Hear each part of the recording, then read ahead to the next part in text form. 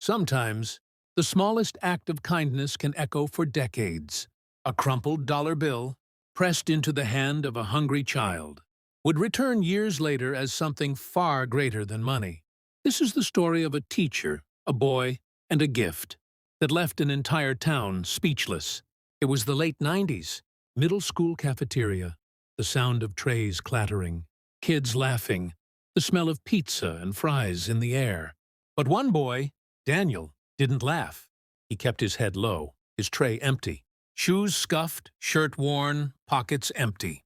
Day after day, when the cashier asked for lunch money, Daniel would mumble, "I forgot it." The truth? His family was struggling. His mother working 2 jobs, bills piling high, some nights with no dinner at all. Mr. Thompson, his teacher, watched from the corner of the room. He noticed the boy's hollow cheeks, the way he stared at other kids' food but never reached for his own. And one day, when Daniel started to walk away again, Mr. Thompson stepped forward.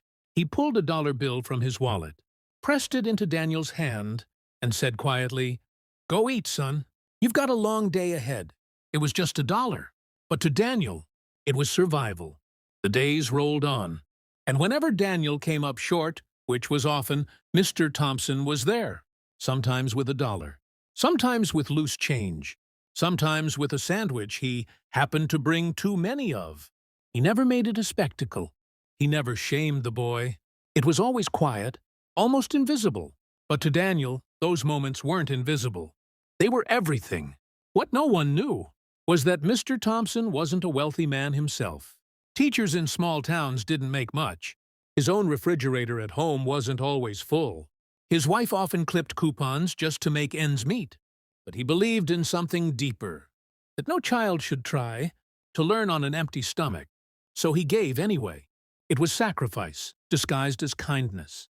The years passed. Daniel grew. Eventually, he left that middle school, moved on to high school, then college, and then out into the world. And Mr. Thompson? He stayed behind. Year after year, new faces, new classes, same quiet heart, same dedication, until finally he retired.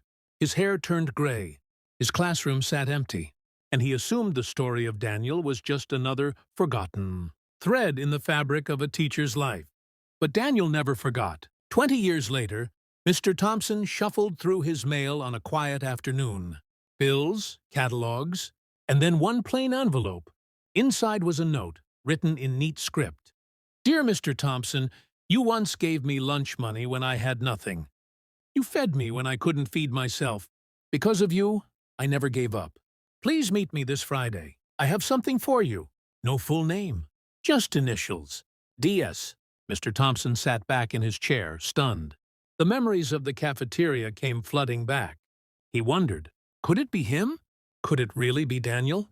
Friday came. Mr. Thompson arrived early at the diner, nerves fluttering in his chest.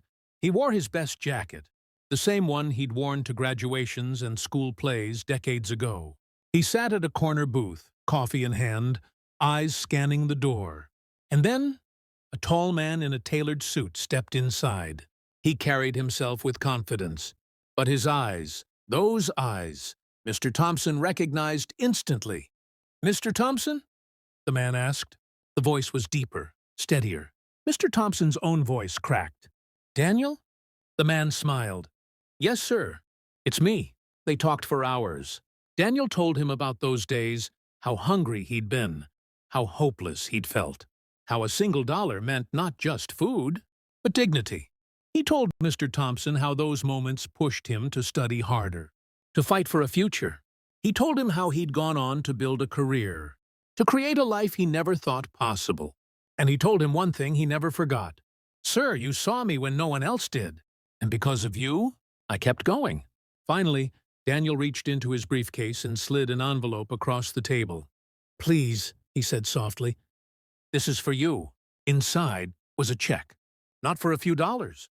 Not even a few hundred. It was enough to pay off Mr. Thompson's home. Enough to give him comfort for the rest of his days. Mr. Thompson's hands trembled as tears welled in his eyes. "I can't accept this," he whispered. But Daniel shook his head. "You fed me when I was hungry. You gave when you had little. Now it's my turn. You gave me food for a day, but really, you gave me hope for a lifetime. In that diner, two lives came full circle. A crumpled dollar bill had returned as a life-changing gift. The people who witnessed it that day never forgot. And even now, the story reminds us all, the smallest kindness is never small. It may take 20 years to see it return, but when it does, it can change everything.